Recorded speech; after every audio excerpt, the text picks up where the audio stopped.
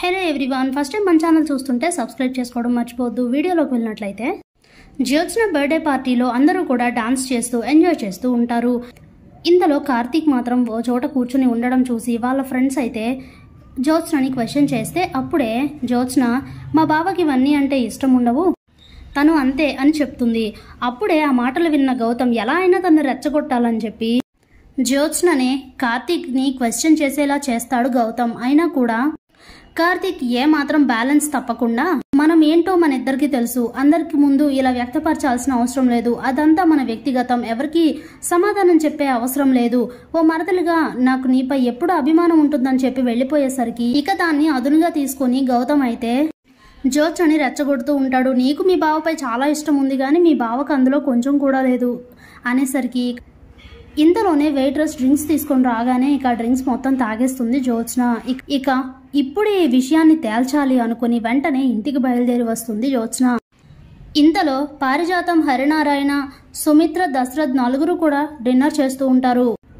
ఇంతలో జ్యోత్స్న వచ్చి గట్టిగా కేకలు వేస్తూ బావా ఎక్కడున్నావో బయటికి రా అంటూ చాలా కోపంగా గట్టిగా అరుస్తూ ఉంటుంది.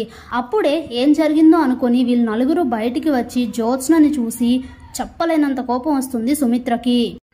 ఇదేంటి ఇలా పార్టీ అని చెప్పి ఇలా డ్రింక్ చేసింది అనుకుని కోపంతో ఊగిపోతూ ఉంటుంది సుమిత్ర.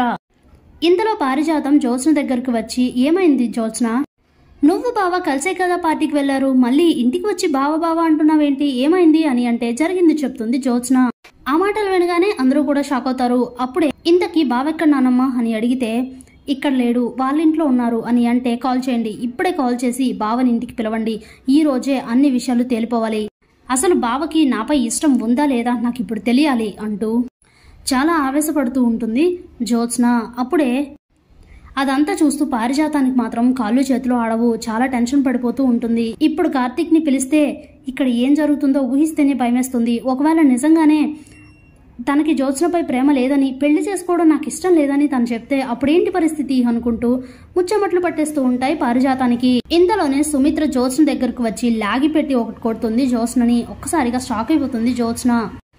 ఇంతలోనే హరినారాయణ అమ్మ సుమిత్ర అని అంటే ఆగండి మావయ్య, ఇది మన ఇంటి పరువు పూర్తిగా తీసేసింది, అసలు ఏమనుకుంటున్నావు నీ గురించి నువ్వు అని అంటే నేనేం చేశాను మమ్మీ, బావ గురించి నేను మాట్లాడుతుంటే నువ్వేంటి ఇలా మాట్లాడుతున్నావు అని అడిగితే నువ్వు ఇలాంటి స్థితిలో ఇంటికి వచ్చి కార్తీక్ గురించి ఏదేదో వాగితే నేను వింటాను నమ్ముతాను అనుకుంటున్నావా, తన గురించి నాకు తెలీదా, నీ ఫ్రెండ్స్తో తిరుగుతూ నువ్వు చేసుకున్న అలవాట్లు ఇవేనా, రోజు చేసే పని ఇదేనా, ఇక నువ్వేం మాట్లాడక్కర్లేదు, నేనేం విననక్కర్లేదు, పదెక్కడి నుంచి అని చెప్పి ఇక జ్యోత్స్నని అక్కడి నుంచి తీసుకుని వెళ్ళి బెడ్రూమ్లో పడేస్తుంది సుమిత్ర.